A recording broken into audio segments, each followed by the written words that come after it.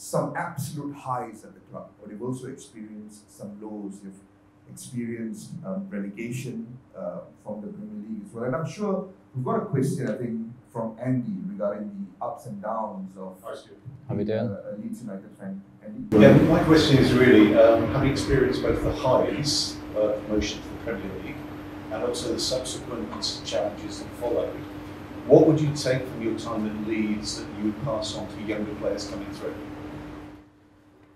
It's a good question. It takes a special type of player to play for a club like Leeds. I think the game's changed now in terms of social media and all this, and that's why it takes somebody special now, because playing for a club like that brings huge pressure because you're expected to win all the time, especially in the Championship.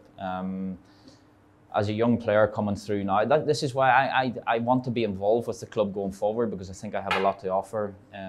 Certainly more so to the academy side of things rather than the first team. I don't really want to be involved around the first team. I would rather be involved in the academy and help these younger players grow, because it's not too often you get a player who, I don't like to blow my own trumpet or anything like that, but it's not too often a player stays at a club for so long, and so I know what it takes to play for Leeds. I know how much it means to you guys, and I think I would like to think I'd be in a position to help young players coming through. I think the club, I know at the minute the club are trying to restructure the academy side of things to try and make it a better club for people coming through. So there is a lot of work to be done, but yeah, we experienced highs and lows, and this is why when I done my retirement speech in front of the players and in it I said about, fuck me lads, you're in a great position, don't let it go now, is because I know some of the players haven't experienced it, but I know the magnitude of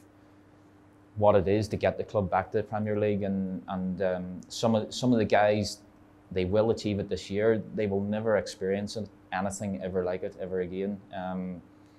Some players will never play for a bigger club ever again. Some players will go on to bigger and better. We see Raphinha going to Barcelona and stuff like that. But the magnitude of being able to get the club back,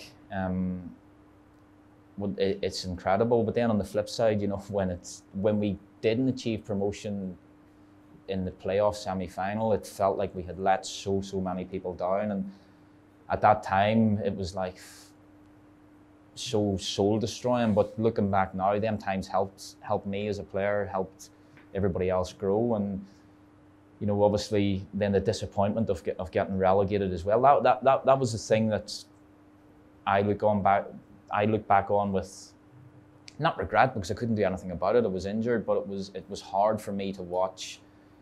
Now, I'm not saying I would have made a difference, but I would have helped my teammates, because I could see them suffering.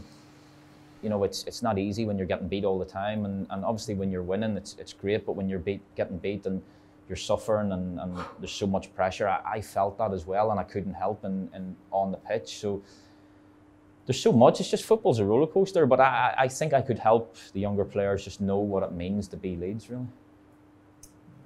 You mentioned Raphinha. I think James, is it? He's got a question related to Raphinha and your relationship with him.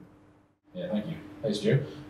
Just firstly, it's a pleasure to have you here. Thanks so much for joining us today. It's an absolute honour. It's great. Yeah, my question is about players when they leave, I guess. So especially players that you've been with in great moments, like the promotion season, the amazing season in the Premier League that first time around.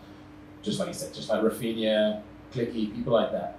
Do you stay in touch with them? Is it the kind of situation where you can message Raphinha and be like, oh man, you did so well in the Champions League this week, or because of the rotation of players, is it really difficult to do that? I know obviously you're really close with Coops and Alien and people like that, but for those other guys that move on to different things, how does it work? Yeah, no, you do stay in contact. I think football's changing all the time.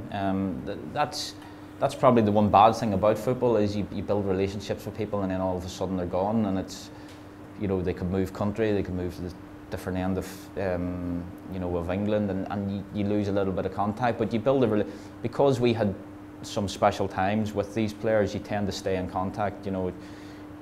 Raphinha, you can. I had a really good relationship with him because we were always joking around and stuff.